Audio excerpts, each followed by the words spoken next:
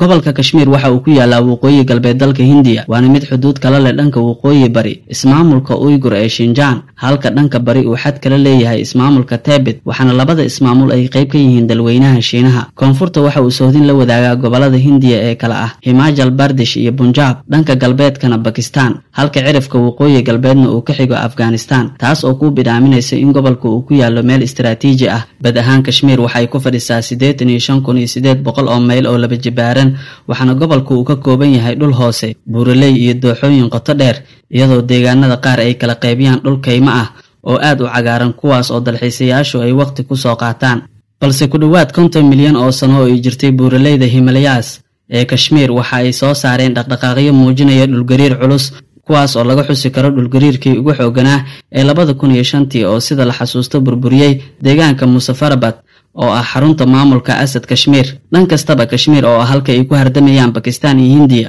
waxa uu ahaa mowduuc muran badan dhaliyay tan iyo qaybsigii qaarad hoosaadka Hindiya ee 1947 waqtigan qaybaha waqooyi iyo galbeedka waxaa maamula Pakistan waxayna ka kooban yihiin 3 goobood oo kala ah Asad Kashmir Gilgit iyo Baltistan Hindiya ayaa iyana maamusho qaybaha koonfurta iyo koonfur bari sida Jammu Kashmir iyo Ladakh kuwaas oo dib habeen lagu sameeyay sidii dhulalka midowga sanadkii 2019 marka laga soo tagay qaybaha ay maamulaan Hindiya iyo Pakistan inta u dhaxaysa waxa loogu yeeraa qadka xakameynta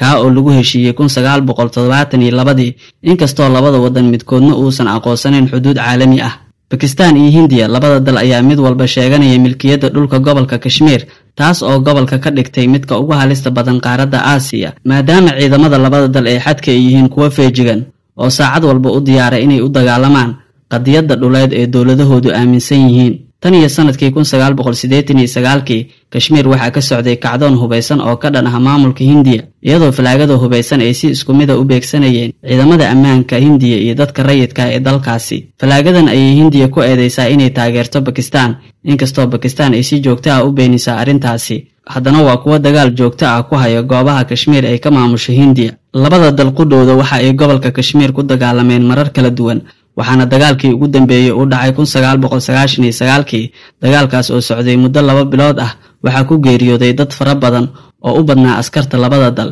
iyadoo dagaalkaasi uu ka sii horeeyay mid aad u culus oo labada dal dhex maray 1971 colaadda iyo muranka gobolka Kashmir ayaa ku curatay dagaallo qaraar kuwaas oo socday sanadihii 1947 ilaa 48 waxaase xigay dagaalkii gilgilay gobolka ee dhacay 1965 dagaalkaasi waxa uu sababay khasaare baaxad leh oo labada dhinac ah ciidanka Hindiya waxa dagaalka looga dilay 3712 askari iyadoo ay ka dhaawacmeen 7638 askari halka Pakistan ay soo gaartay 1500 oo dhimasho ah iyo 4300 oo dhaawac ah falaagada ay taageerta Pakistan ayaa marba marka ka dambeysay kordhinaysa weerarada ay ku qaadayaan fariisimada ciidamada Hindiya sida la xasuusta sanadkii 2016 waxa Kashmir qaybta Hindiya maamusha lagu dilay 19 askari oo Hindi ah Hindiya ayaa xilligaasi bilowday howlgallo looga soo gudbay xariiqda xuduudda u dhaxaysa iyaga iyo Pakistan iyadoo beegsanaysa saldhigyada kooxaha mitidiinta ee weerarkaasi fuliyay sidoo kale sanadkii 2019 weerarkii Pulwama oo ay ku dhinteen 40 askari oo Hindi ah ayaa sababay duqeymo xagga cirka ah oo qoto dheer